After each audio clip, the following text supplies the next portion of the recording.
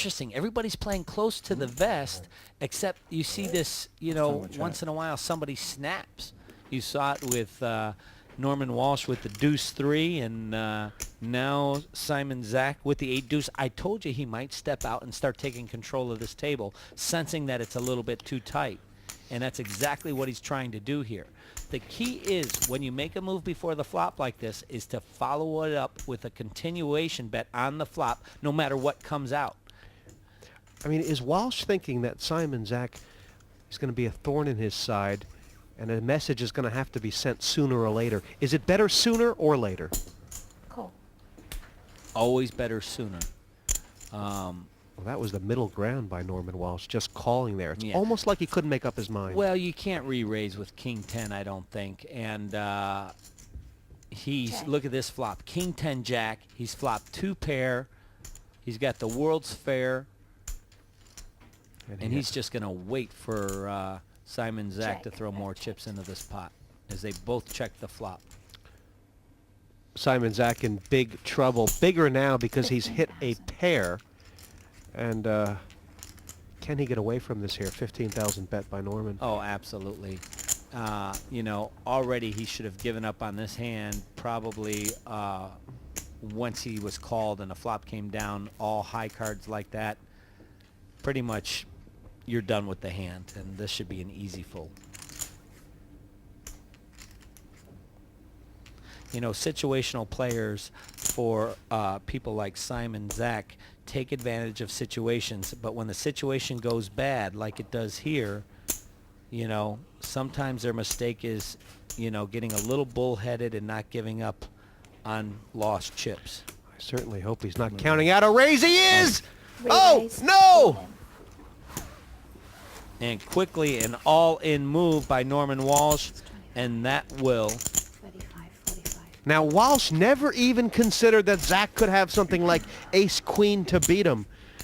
Was that foolhardy, or was it just good play? by who? Certainly not by Simon Zach. So obviously that was a foolhardy check raise there. The only thing he could get Norman Walsh to fold there was a bluff. As it is, he's drawing dead to an 8, and this is just a disaster with the 8 deuce. This is not what Simon Zach was thinking when he started out this hand, is it? No, he had the right instinct. He had the, you know, it's so hard because so many things come into play to win one of these events. Your timing has to be perfect, your strategy. It's a combination of so many things, and he was correct in saying, hey, this table's playing too tight. I'm going to step up and take control of the action. But his timing was poor in that he ran into Norman Walsh there, who flopped 2 pair. Well, Norman Walsh on the back of a big pot against Simon Zach, taking this one to the head. And that's been most of the chip movement from 6th to 1st. Well, he's not been on the back of a big pot. He was on the back of Simon Zach, giving him the whip, which was the punishment for Simon Zach stepping out with no hand, and is why he is in the cellar with 29,000.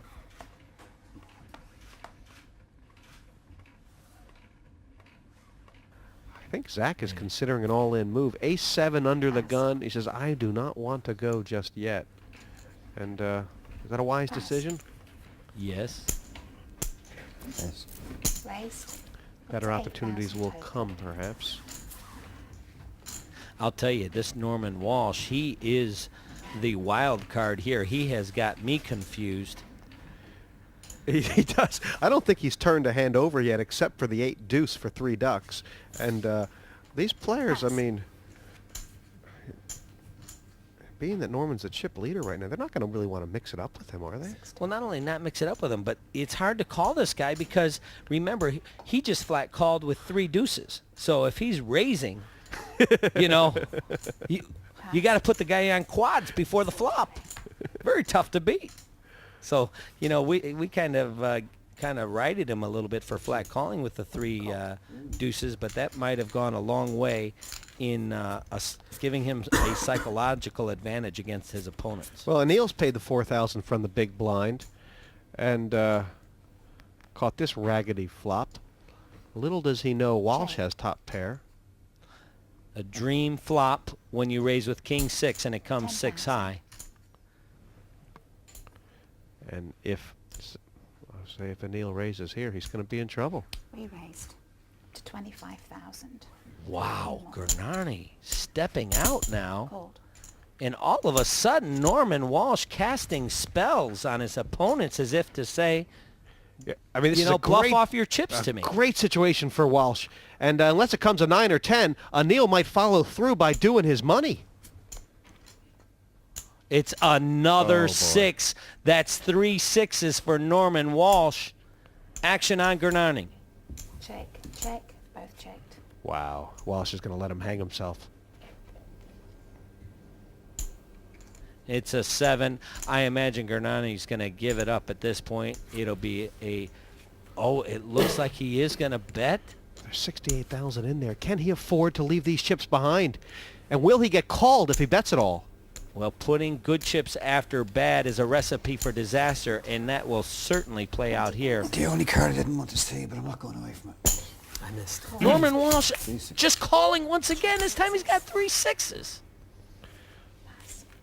Big pot there for Norman Walsh. He really, I mean, he just let Anil bluff all his chips off, and Anil complied with that.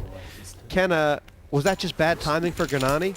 Or Bad timing for Gurnani and bad play by Norman Walsh, not maximizing this opportunity of 3 6s. I love getting into people's heads. I wind people up the table. It's something terrible. I mean, an awful lot of players back home just can't stand me because I get into their heads. I wreck their heads. I wreck my own at times, but it's worth it to see their faces. Norman Walsh has walked into a huge chip lead here, and he's basically done it solely by opening up his butterfly net and letting the caterpillars crawl in. He has walked into the suite with a gift box sitting there, right? The gift bag they give you when you go to Las Vegas. He certainly has. It's got bananas and apples and grapes and chocolates and cheese and crackers for those of you who haven't got one out there. What a spot Storm and Norman's in.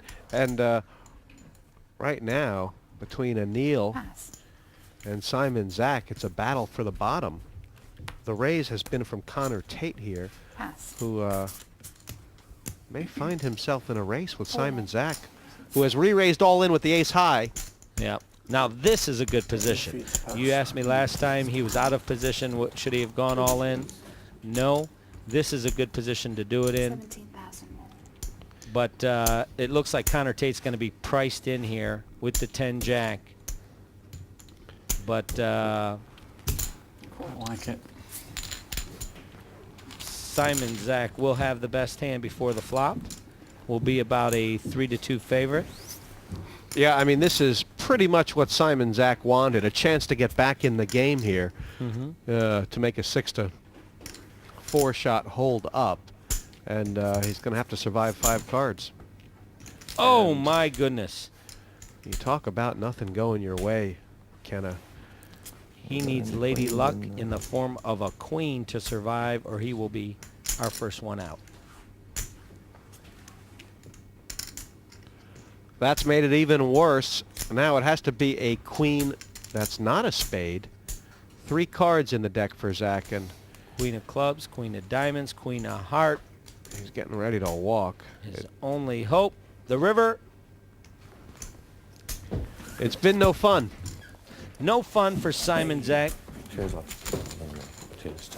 He's a class player, a lot of experience on the UK, but it just seems like his clock was set to the wrong time zone here tonight, Kenna, and first one out. Well, and the first one out, and his nickname is the Bubble. The Bubble is usually the nickname given to the person that is last out before the money. Remember, only the winner goes forward. There is no second place. Second place, zilch, zero, nada. I know that because I finished second to one of the semifinal qualifiers here. Who was that took me down? Johnny Houston. Johnny Texas, if I Houston. don't- Johnny Texas Houston. How about